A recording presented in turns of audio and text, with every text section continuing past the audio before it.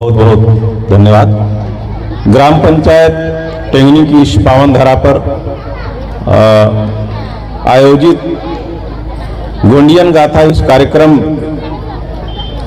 में पधारे हुए समस्त अतिथिगण, मुख्य रूप से हमारे बीच में जो दूसरे राज्य से इस गाथा को कहने के लिए पधारे हैं, माननीय कथाकार एवं उनके समस्त मंडली और हमारे बीच में उपस्थित समस्त माता बहन और हमारे बुजुर्ग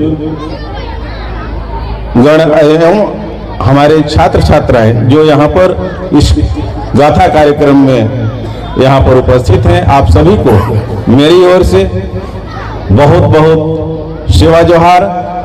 जय सेवा, जय गोंडवाना, जय बुढ़ाले। जैसे कि आप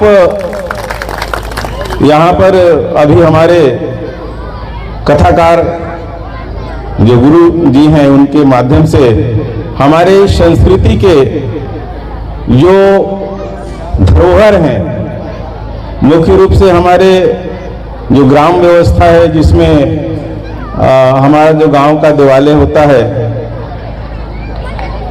गांव की मनिहारी माता होती जिसको हम लोग समलाई के नाम से जानते हैं, कहीं पर महामाई समलाई इत्यादि नाम से जाना जाता है। उस व्यवस्था के अंतर्गत जो हमारे प्राचीन समय में जो प्रमुख व्यक्ति हुए हैं, व्यक्तित्व रहे हैं, जिन लोगों ने इस भारत भूमि को जब से यहाँ पर ये कह लें कि राज्य व्यवस्था का जो वर्तमान में संचालित है, इस व्यवस्था का सूत्रपात नहीं हुआ था।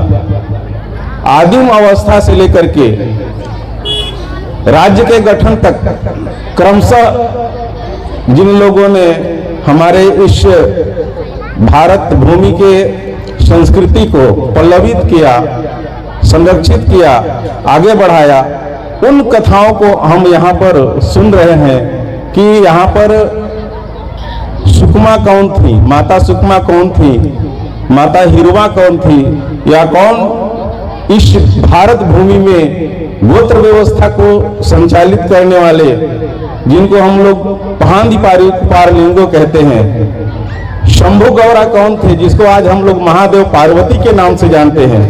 ये तमाम चीजों की जानकारी जो हम लोग पुस्तकों में नहीं पढ़ पाते, जो हमारे पाठ्यक्रमों में नहीं है, उन सभी चीजों की जानकारी हमारे यहाँ के मुख्य कथाकार के द्वारा लोगों को बताई जा रही है।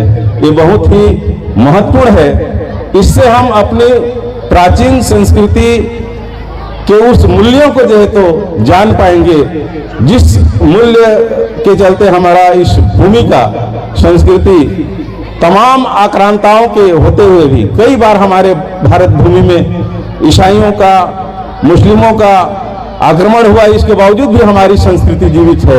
ये जो है तो हमारे हिंदुस्तान की, हमारे भारत की बहुत बड़ी गौरव है।